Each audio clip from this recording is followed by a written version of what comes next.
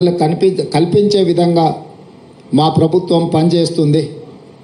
పాత్రికేయ మిత్రులకు సంబంధించిన సమస్యల్ని కూడా వాళ్ళ సంఘాలను కూడా పిలిచి వాళ్ళతో కూడా మాట్లాడడం జరిగింది. అందుకోసమే వాళ్ళకి సంబంధించిన చాలా కాలంగా అపరిష్కృతంగా ఉన్న సమస్యల్ని పరిష్కరించడానికి కూడా ఒక కార్యాచరణను తీసుకోవడం జరిగింది.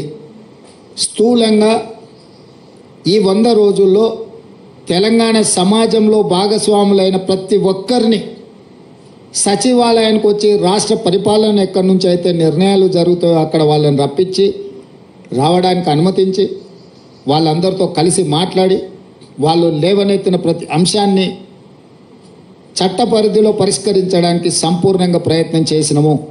ఇదే కాదు, రాష్ట్ర కేంద్ర ప్రభుత్వాల మధ్యలో ఉండాల్సిన సత్సంబంధాలను పునరుద్ధరించి దీర్ఘకాలికంగా స్కైవేస్ కావచ్చు, ఫ్లైఓవర్లు కావచ్చు, రోడ్లకు సంబంధించి కేంద్రం ఇవ్వాల్సిన అనుమతులకు సంబంధించి ఢిల్లీలో ఉండే ఆంధ్రప్రదేశ్ భవన్, తెలంగాణ భవన్ ఆస్తుల పంపకాలకు సంబంధించి వీటన్నిటిని కూడా ఒకటొకటిగా పరిష్కరించుకుంటూ ప్రధానమంత్రిని, కేంద్ర హోంమంత్రిని, సాగునీటి పారుదల శాఖ మంత్రిని, అర్బన్ డెవలప్మెంట్ మినిస్టర్తో సహా శాఖలకు సంబంధించిన అందరి మంత్రులను కలిసి తెలంగాణకు రావాల్సిన నిధులను, తెలంగాణ రాష్ట్రం యొక్క హక్కులను కేంద్ర ప్రభుత్వంతో కూడా పరిష్కరించడానికి ప్రయత్నం చేసినాం.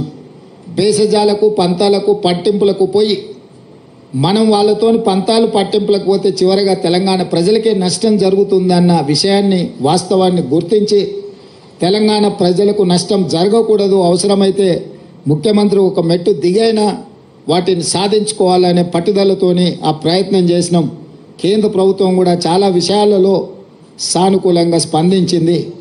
ఈరోజు మెట్రో రైలుకు సంబంధించి పాలమూరు రంగారెడ్డి ఎత్తిపోతల జాతీయ ప్రాజెక్టుకు సంబంధించి ఇతర రైల్వే